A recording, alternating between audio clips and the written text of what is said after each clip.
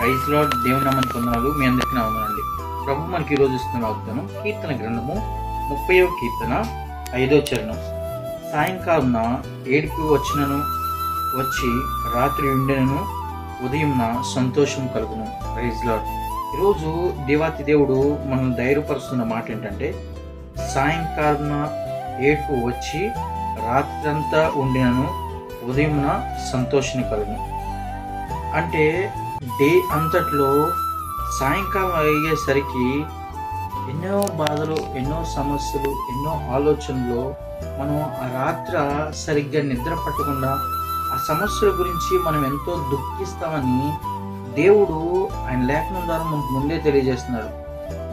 మనలో ఎవరైనా ఉంటే కన్నీటితో ఉన్న దినాలు, బాధతో ఉన్న దినాలు మనం ఈ సంవత్సరంలో ఏమైనా గడిపేమేమో. దేవాతి దేవుడు మనల్ని ధైర్యపరచాలనుకున్న మాట ఏంటంటే, ఉదయమున సంతోషం కలగజేస్తానంటున్నాడు.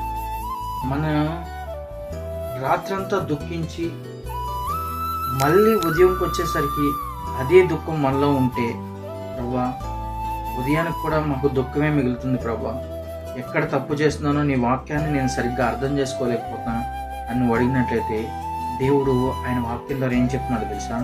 ఆయన కోపం నిమిషం మాత్రం ఉండదు, ఆయన దయ ఆయుష్కాలం అంతా నిలిచును. కాబట్టి మనం ఉదయాన్న సంతోషం కలగజేసే దేవుణ్ణి వాగ్దానం చేత పట్టుకొని నువ్వు దేవుణ్ణి అడిగినట్లయితే దేవాతి దేవుడు మనకి జవాబు దయచేయను గాక. ఆమేన్. అటు కృప దేవుడు మనందరికీ దయచేయను గాక. ఆమేన్. Praise lord.